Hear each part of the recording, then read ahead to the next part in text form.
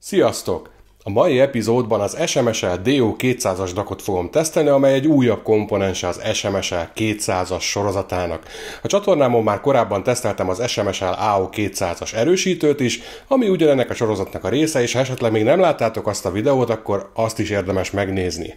Ez a cucc első ránézésre az összes funkció mellé, amit csak az ember el tud képzelni egy modern DAC-kal kapcsolatban, oda teszi a pipát, de természetesen a legfontosabb dolog mindig is a hang lesz, ami végül a hangsúlyárzóból megszólal, és azt kell, hogy mondjam, hogy ez a DAC ebben a tekintetben egyáltalán nem okozott csalódást, sőt, ez egy nagyon jól átgondolt és szinte kompromisszummentes termék.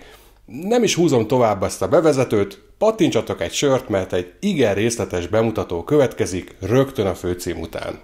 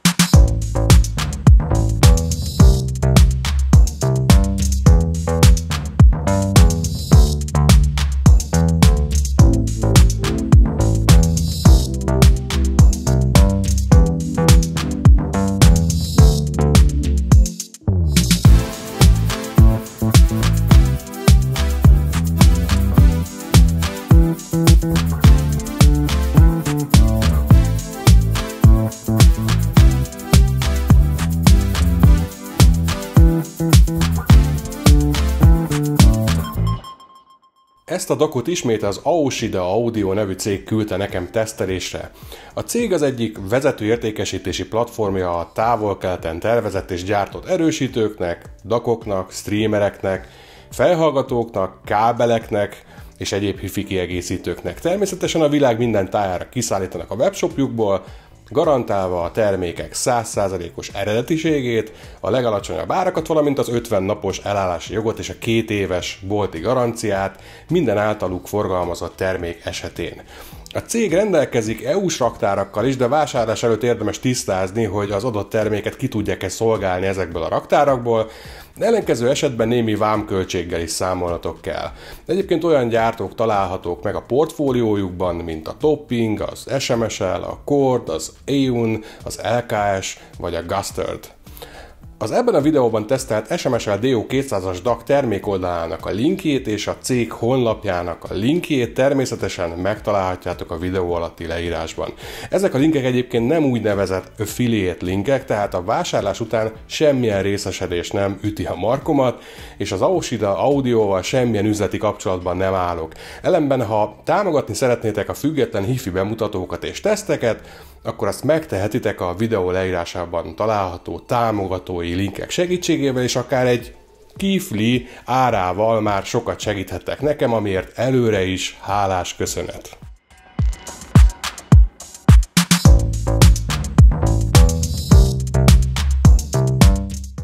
Amíg arra vártam, hogy megérkezzen ez a tesztpéldány, természetesen alaposan átböngésztem a kapcsolódó termékoldalt, és rögtön az fogalmazódott meg bennem, hogy ez a DAC igazából minden olyan funkcióval rendelkezik, amit az ember el tud képzelni egy modern DAC-kal kapcsolatban.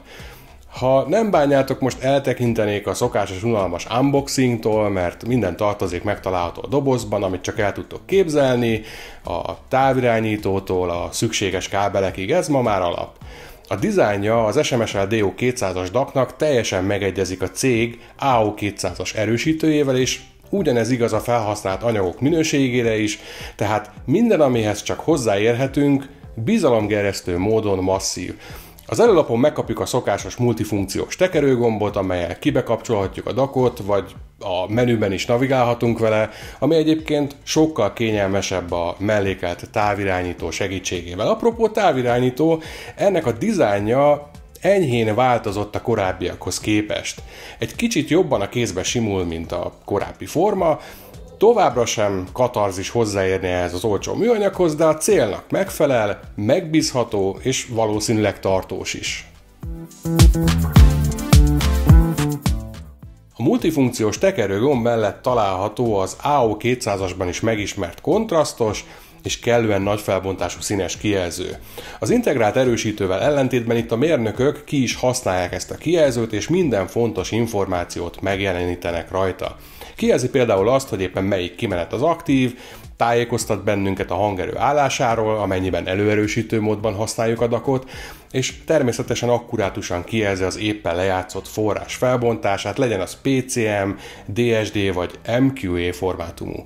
Az MQA-nél külön zöld pöttye jelzi, ha olyan MQA forrást észlel, amelynek az eredetisége bizonytalan, és kék pöttyel, ha az MQA stúdió forrást játszik le, azaz olyan felvételt, amelyet a hangstúdió bizonyíthatóan az előadó művész, a producer vagy a jogtulajdonos jóváhagyásával készített. Amit külön kiemelnék, és nagyon tetszik, hogy végre a Bluetooth kapcsolat által használt kodeket is megjelenítik a kijelzőn. Térjünk át a hátlapi csatlakozók tengerére, mert itt aztán mindent megkapunk, amire valaha is szükségünk lehet. A bal oldalon egy pár teljesen szimmetrikus XLR és egy pár single-ended RCA vonalkimenetet találunk. Emellett helyezkedik el az AS-EBU szimmetrikus digitális bemenet, aztán a Bluetooth antenna csatlakozója, alatta egy menüből konfigurálható i4Z-S csatlakozó, amely szabvány HDMI ajzatot használ csatlakozás gyanánt, emellett van egy digitális koaxiális és optikai bemenet, és az USB-B ajzat. A sort végül egy szabvány IEC tápcsatlakozó és a főkapcsoló zárja. Természetesen szétszedtem a DAC-ot, hogy közelebbről is megvizsgálhassam a belső felépítését és az összeszerelés minőségét. Hát egyikre sem lehet panasz, de nem is számítottam másra, hiszen a kínaiaknak azért elég nagy tapasztalatuk van az ilyesmiben. Ami rögtön megragadta a tekintetemet, az az alacsony zajszinttel rendelkező lineáris tápegység, amely az SMSL saját tervezése. A digitális jelek értelmezéséért és feldolgozásáért ezúttal az XMOS XU216-os processzor felel, amely képes a forrásjeleket megfelelően előkészíteni a DAC chip számára egészen 32 bit 768 kHz-es mintavételi frekvenciáig, vagy DSD forrás esetén DSD 512-ig. A DAC ugyancsak képes MQA Full Decoder módban feldolgozni az MQA forrásokat az összes digitális bemenetén, hát kivéve az i4Z-es és a Bluetooth bemeneteket. Ez a nagyfokú rugalmasság akkor jöhet jól például, ha netán MQA kódolású CD lemezeket is leszeretnétek játszani a Tidal streamelése mellett. De a technikai finomságok itt nem érnek véget. A Bluetooth vevő a Qualcomm egyik legfrissebb fejlesztése a QCC5125-ös típusjelzésű chip, amely rendelkezik LDAC 24 bit 96 kHz, aptX HD, SBC és AAC kodekekkel, amelyekről a DAC is tájékoztat bennünket a lejátszás közben. A digitális jelek analóg hangá alakításáért pedig 2 darab ISS-IS 9068 AS DAC chip felel, amelyek kimenetén OPA 1612A műveleti erősítők és audio-grade VIMA kondenzátorok teljesítenek szolgálatot. Ezek kiváló minőségű alkatrészek, amelyekkel legtöbbször csak high-end cuccokban találkozunk, úgyhogy az biztos, hogy az SMSL nem bízott semmit a véletlenre.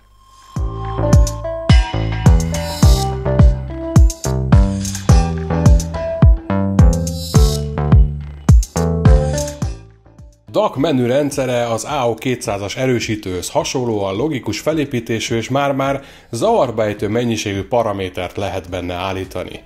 Az első menüpontban a 6 bemenet közül választhatunk. A második menüpontban kiválaszthatjuk, hogy a szimmetrikus XLR vagy a single-ended RCA kimenetet szeretnénk-e használni, esetleg mind a kettőt egyszerre, és képesek vagyunk a kimeneti jel fázisát is invertálni, amennyiben erre szükségünk lenne. A következő menüben 3 PCM szűrő karakterisztika közül választhatunk.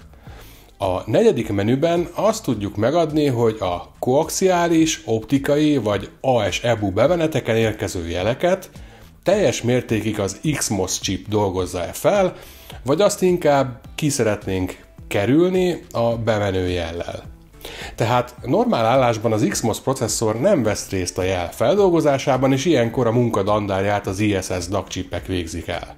Ebben az esetben a DAC csak MQA renderer módban tud működni, nem kapjuk meg az MQA Full Decoder funkcionalitást az SPDIF bemenetek tekintetében, illetve DSD over PCM lejátszás esetén is vannak bizonyos korlátozások, például az, hogy a DAC végig azt fogja kijelezni, hogy PCM forrást játszik le, holott valójában DSD-t dolgoz fel. Ha processzor módban állítjuk ezt a funkciót, akkor természetesen az XMOS processzor mindent akkurátusan elő fog készíteni az ISS DAC chipek számára. A következő menüpont beszédesen a hangszín címkével rendelkezik.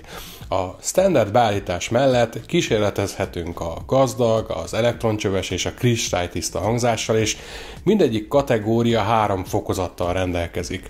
Ezek a beállítások nagyon finoman nyúlnak bele a hangképbe, őszintén szólva nagyon nehéz észrevenni a különbségeket köztük, és mivel én a hifi purista megközelítésében hiszek, ezért ezek nem azok a funkciók, amiért igazán lelkesedni tudok, de érdemes velük eljátszani, mert segíthetnek abban, hogy az ízléseteknek megfelelő irányban toljátok el velük a DAC hangzását. A következő menüpontban azt állíthatjátok be, hogy előerősítő módban szeretnétek-e használni a DAC-ot, tehát az előlapi tekerőgombbal szeretnétek-e a hangerőt szabályozni, vagy inkább a bitperfektségre hajtotok, és a maximális fix hangerővel szólaljon-e az meg. Az ezt követő menüben azt állíthatjátok be, hogy a távirányítón található FN gomb megnyomásával milyen gyors funkciót szeretnétek elérni. Ez lehet a váltás az XLR és az RCA kimenetek között, vagy éppen, hogy az összes kimenetre küldje az analóg jelet. Ezen kívül aktiválhatjátok vele a Bluetooth kapcsolatot is, vagy váltogathattok az FN gombbal a normál fázis és az inverse fázis között is. A következő menüpont a DPLL névre hallgat, ami a digitális fáziszárt hurok angol rövidítése. Ez az egyik olyan funkció az SMSL DO200-nak, ami engem megvet kilóra. Miről is van szó? Azt állíthatjuk be, hogy az ISS DAC chipek mennyire legyenek ellenállóak a pontatlan órajel által okozott jitterrel szemben. Ugye itt elsősorban az SPDIF bemenetekről van szó, hiszen azok szinkron adatátvitelt valósítanak meg, azaz a forráseszköz diktálja a tempót, és nem a DAC-ba épített óra alap. Ezzel a funkcióval 1 és 15 közötti értékeket állíthatunk be. Minél stabilabb a forráseszköz által szolgáltatott órajel, annál kisebbre vehetjük ezt az értéket, és ezáltal nő a teljes rendszer hangminősége. Ellenben, ha a DAC chipek számára pontatlan a forráseszköz órajele, ami például azt okozhatja, hogy kihagy a hang, vagy egyáltalán nincs hang, akkor ennek az értéknek a növelésével a DAC-unkat toleránsabbá tehetjük az ilyen gyengébb minőségű forrásokkal szemben. Ez egy hatalmas segítség olyan problémák esetén, amelyet például néhány topping DAC-nál tapasztaltam. A topping D50S konkrétan nem adott ki hangot a Philips DCC lejátszóm csatlakoztatásakor, de a topping D30 Pro sem szereti a Cambridge Audio Azure 651C CD lejátszómat, mert függetlenül attól, hogy optikán vagy koaxon kötöm-e össze őket, a hang néha kihagy. Na, ilyen probléma az SMSL-lel nincs, és bármit, amit SPDIF-en keresztül rákötöttem, vagy már a gyári beállítással is stabilan működött, vagy képes voltam ezzel a funkcióval összebarátkoztatni a két eszközt.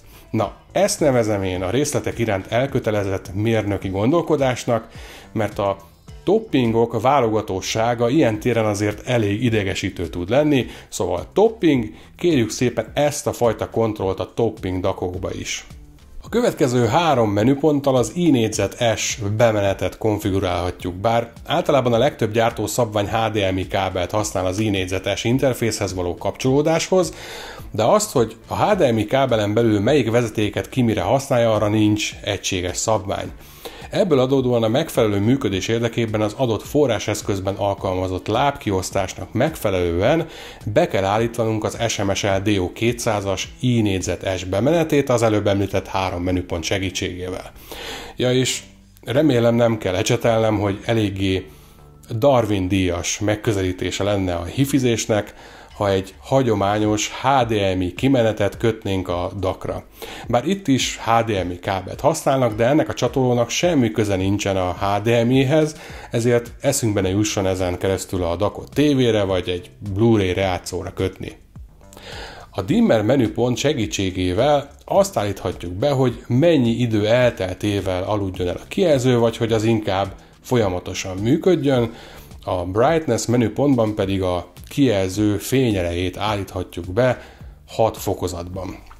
Az utolsó menüpontban a Bluetooth modulban található párosított eszközök listáját tudjuk törölni, vagy akár a teljes rendszert visszaállíthatjuk a gyári állapotra.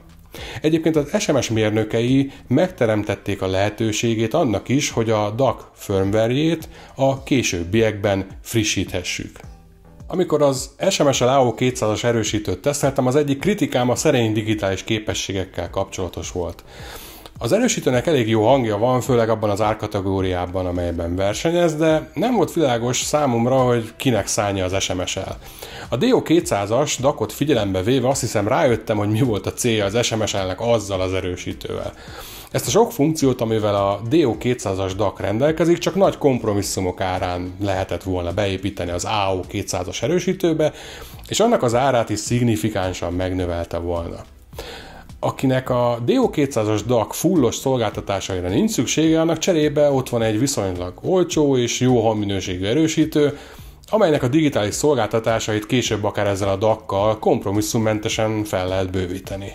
Szóval az akkori véleményemet részben revideálnám annak a tudatában, amit a DO200-as DAC nyújt, ugyanis úgy gondolom, hogy ez a DAC mind hangminőségben, mind az elérhető funkciók mennyiségében bőven túlmutat azon, amit az AO200-as erősítő valaha is reálisan tudhatott volna, és örülök neki, hogy helyette inkább kaptunk egy olyan terméket, amely szinte semmilyen kompromisszumot nem tartalmaz.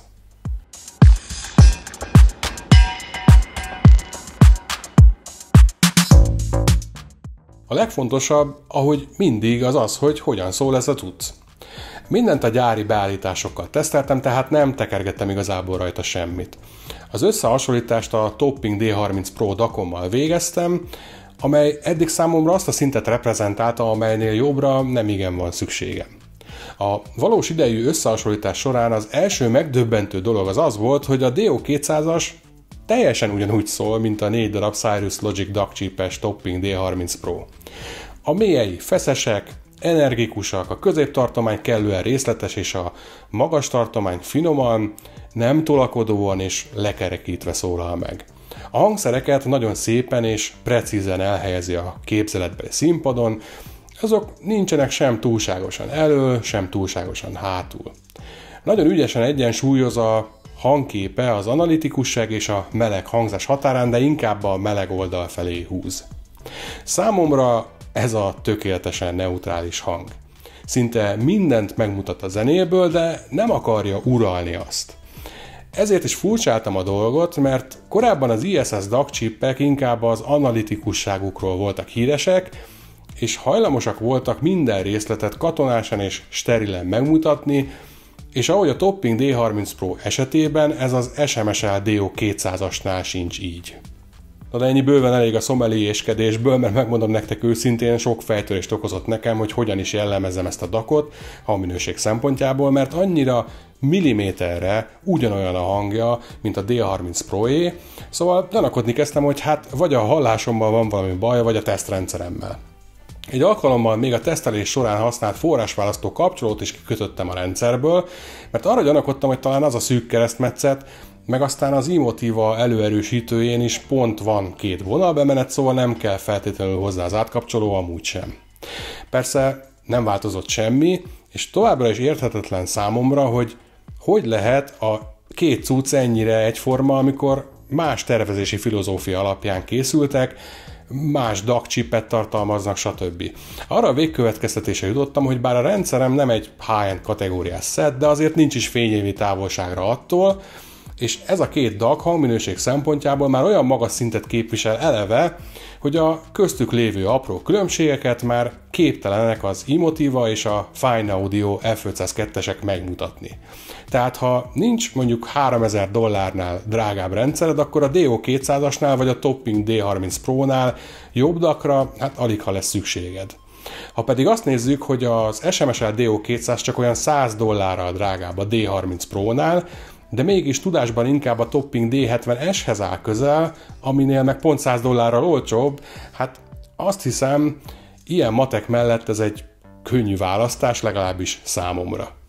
Futólag az MQA dekódolási képességet is teszteltem, amiben ugyancsak nem találtam hibát.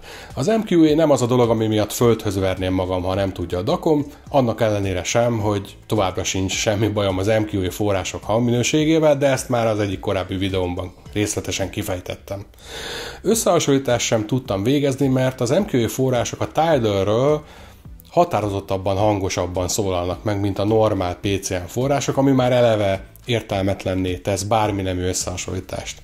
Szóval az MQA jól szól, hibátlanul működik, esetleg majd megpróbálok még beszerezni egy MQA kódolású CD lemezt, hogy azt is kipróbáljam. Összességében nem nagyon találtam fogást az SMSL DO200-as DAC-ján, és persze ismét hisztizhetnék a hátulra rakott főkapcsoló miatt, de azt hiszem, hogy ezt most inkább elengedem. Az egyetlen dolog, ami zavart, hogy ez a DAC egy pillanatra bontja az USB kapcsolatot, ha bemenetet váltunk. Ugye ezzel esetleg az lehet a probléma, hogy ha zenelejátszás közben teszitek ezt, akkor megbolondulhat tőle a streameretek vagy a számítógépetek, mert ez olyan, mintha fizikailag kihúznátok az USB kábelt a DAC-ból egy pillanatra, majd visszadugnátok azt. Remélhetőleg ez a probléma szoftveres természetű, amit az SMSL később javítani fog. Ettől az apróságtól eltekintve ez egy kiváló termék, jó hanggal, a tudásához képest nagyon jó árcédulával. Tudjátok, ahogy mondani szoktam, mi baj lehet belőle? Még egyszer köszönöm az Aushida Audio-nak az ismételt bizalmat és a lehetőséget. Nektek pedig, ha van kérdésetek ezzel a videóval kapcsolatban, akkor tegyétek fel a videó alatt vagy a Discord szerveremen. Amennyiben tetszett ez a videó, akkor ne felejtsétek el lájkolni, ha pedig még nem tettétek meg, akkor mindenképpen iratkozzatok fel a csatornámra, és amennyiben megtehetitek, támogassátok azt a Patreonon, Paypalon vagy Buy Me a Coffee-n keresztül. Köszönöm szépen a figyelmeteket!